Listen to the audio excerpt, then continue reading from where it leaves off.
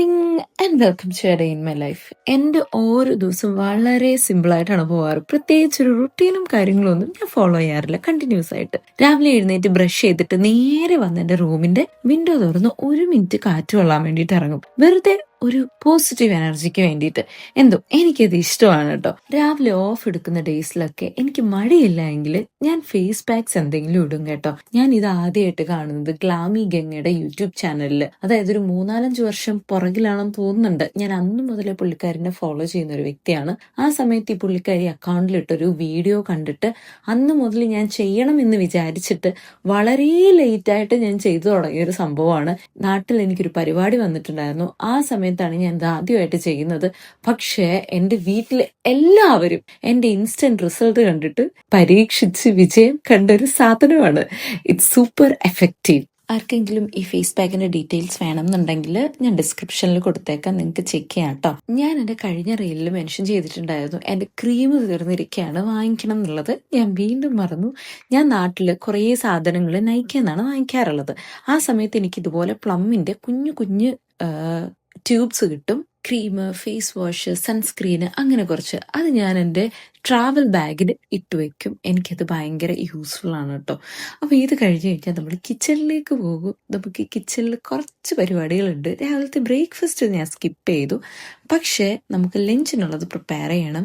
എനിക്ക് കുറച്ച് comfort food ഉണ്ട്. എക്സാമ്പിൾ പറയുകയാണെങ്കിൽ ചോറ്, ഉരുളക്കിഴങ്ങ് മെഴുക്കുവരട്ടി, ചോറ്, മോര് കറി, മീൻ വറുത്തത്, ഇതൊക്കെ എനിക്ക് ഭയങ്കര ഇഷ്ടമുള്ള, ഒരുപാട് മസാലയൊന്നും ഇല്ലാത്ത സിമ്പിൾ ഫുഡുകളൊക്കെ എനിക്ക് ഭയങ്കര ഇഷ്ടമാണ്.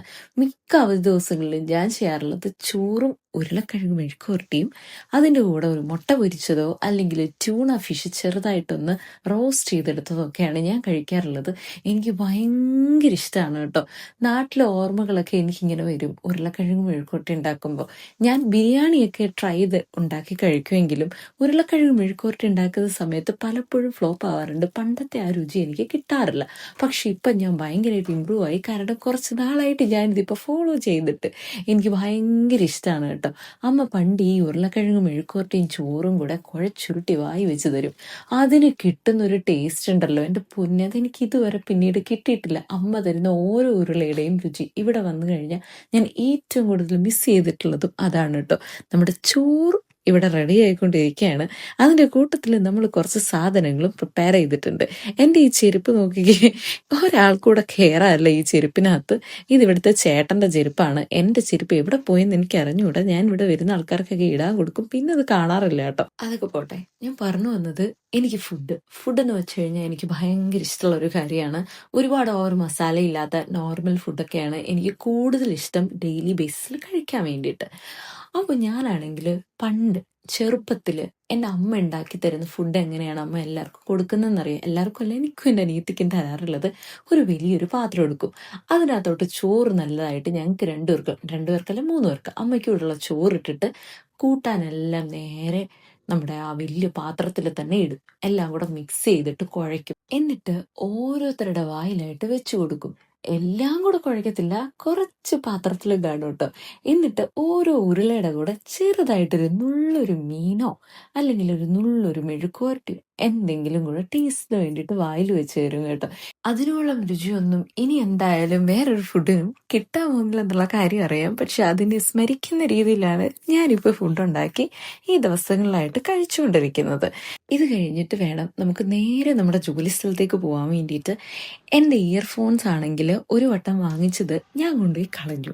അതുകൊണ്ട് പുതിയതായിട്ട് വേറൊരു ഇയർഫോൺസും കൂടെ സെയിം തന്നെ വാങ്ങിക്കാൻ വേണ്ടിയിട്ട് ഞാൻ യൂറോയിലാണ് വന്നത്. അപ്പോൾ ഇതാണ് എനിക്ക് പോകാനുള്ള ബസ്. ഞാൻ ഓൾറെഡി ഇയർഫോൺസ് ഒക്കെ വാങ്ങിച്ചു. ഞാനത് തുറക്കുന്ന ഒരു വീഡിയോ ഇച്ചിരി കഴിയുമ്പോഴത്തേക്ക് കാണിക്കാം കേട്ടോ.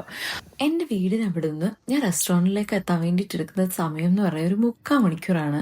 അതിനോടിടയ്ക്ക് എനിക്കൊരു ബസ് എടുക്കാനുണ്ട്, പിന്നെ ഒരു ട്രെയിൻ എടുക്കാനുണ്ട്. ഇത് കഴിഞ്ഞിട്ട് വേണം എനിക്ക് ഒരു മെട്രോ എടുത്തിട്ട് എൻ്റെ ജോലി സ്ഥലത്തേക്ക് എത്താൻ വേണ്ടിയിട്ട്. അപ്പോൾ നമ്മുടെ ക്യാമറ നമുക്കൊന്ന് അടിപൊളിയായിട്ട് പ്ലേസ് ചെയ്യണം. കാരണം ഞാനിപ്പോൾ എൻ്റെ ഇയർഫോൺസ് വാങ്ങിച്ചത് അൺബോക്സ് ചെയ്യാൻ വേണ്ടിയിട്ട് പോകാം കേട്ടോ. സോണിയുടെ ഒരു ഇയർഫോൺസ് ആണ് വാങ്ങിച്ചത്. എനിക്ക് ഇയർഫോൺസ് വാങ്ങിക്കുമ്പോഴത്തേക്ക് എന്തൊക്കെയാണ് ശ്രദ്ധിക്കേണ്ടത് കാര്യങ്ങളൊന്നും എനിക്ക് അറിഞ്ഞൂടാ. പക്ഷേ ഇതേ ഒരു മോഡൽ ഇയർഫോൺസ് ഞാൻ നേരത്തെ വാങ്ങിച്ചിട്ടുണ്ടായിരുന്നു. അതുകൊണ്ട് എനിക്കത് ഭയങ്കരമായിട്ട് ഇഷ്ടപ്പെടുകയും ചെയ്തതുകൊണ്ടാണ് അതേ സെയിം തന്നെ ഞാൻ വീണ്ടും ഓർഡർ ചെയ്ത് വാങ്ങിച്ചത്. ഓർഡർ ചെയ്തിട്ടല്ല, പോയി വാങ്ങിച്ചത് കേട്ടോ. എനിക്കിത് ഭയങ്കര ഇഷ്ടമാണ്. ഭയങ്കര കംഫർട്ടബിൾ ആയിട്ട് ചെവിക്ക് ഉള്ളിൽ തന്നെ വെച്ച് കഴിഞ്ഞാൽ അവിടെ തന്നെ ഇങ്ങനെ ഇരുന്നോളൂ കേട്ടോ. പക്ഷേ ഇതിൻ്റെ ഒരു കുഴപ്പം എന്താണെന്ന് വെച്ച് കഴിഞ്ഞാൽ ഇത് കളഞ്ഞു പോകാൻ വേണ്ടിയിട്ട് വളരെ എളുപ്പമാണ്. കാരണം ഇത് ബ്ലാക്കാണ്, അതിൻ്റെ കൂടെ തന്നെ ചെറുതാണ് കേട്ടോ. ഇതിൻ്റെ ബോക്സ് വന്നിട്ടും വളരെ ചെറുതാണ്. അതുകൊണ്ട് ഇത് പെട്ടെന്ന് കളഞ്ഞു പോകാൻ വേണ്ടിയിട്ട് എളുപ്പമാണ്. പക്ഷെ ഇത് യൂസ് ചെയ്തപ്പോൾ എനിക്ക് ഭയങ്കരമായിട്ട് ഇഷ്ടമായതുകൊണ്ടാണ് ഇത് തന്നെ ഞാൻ വീണ്ടും എടുത്തത്. ഇത് മിക്കവാറും കളഞ്ഞു പോകുന്ന ലക്ഷണമൊക്കെ ഞാൻ കാണുന്നുണ്ട് കേട്ടോ. ഇത് കഴിഞ്ഞിട്ട് ഞാൻ നേരെ എൻ്റെ ജോലി സ്ഥലത്തിനടുത്ത് ഒരു ഐസ്ക്രീം ഷോപ്പുണ്ട് കേട്ടോ. ഈ ഐസ്ക്രീം ഷോപ്പിൽ ഒരുപാട് ക്യൂ ഞാൻ കാണാറുള്ളത്. ഇത്തിരി മഴയൊക്കെ പെയ്തുകൊണ്ട് ആൾക്കാർ കുറച്ച് കുറവാണ് കേട്ടോ. ഇവിടുത്തെ ഐസ്ക്രീമിന് ഒരു പ്രത്യേക ഫാൻ ബേസ് തന്നെ റോമിലുണ്ട്. ഇവിടുന്ന് നമ്മൾ ഇതുപോലത്തെ ടിക്കറ്റൊക്കെ എടുത്തിട്ട് വേണം ചില ദിവസങ്ങളിലുള്ളിൽ കയറാൻ. ഇന്ന് എടുക്കണ്ടായിരുന്നു, എന്നാലും ഒരു ഉറപ്പിന് വേണ്ടിയിട്ട് ഞാൻ എടുത്തതാ. ഞാൻ ഒരിക്കലും കഴിക്കാത്തൊരു ഫ്ലേവറാണ് പിസ്താക്യോ. ഞാൻ അതാണ് എടുത്തത് കേട്ടോ.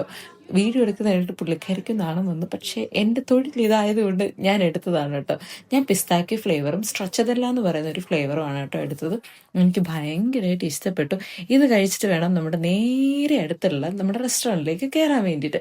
ഈ റെസ്റ്റോറൻറ്റിൽ ഞാനിപ്പോൾ ജോലി ചെയ്യാൻ തുടങ്ങിയിട്ട് ഏകദേശം ഒരു 3 വർഷത്തോളം ആയിട്ടോ. ഇനിയും എൻ്റെ റെസ്റ്റോറൻറ്റിൻ്റെ ഉൾഭാഗം കാണിച്ചു തരാം. ഇതാണ് റെസ്റ്റോറൻറ്റിൻ്റെ ഒരു ചെറിയൊരു ഭാഗം.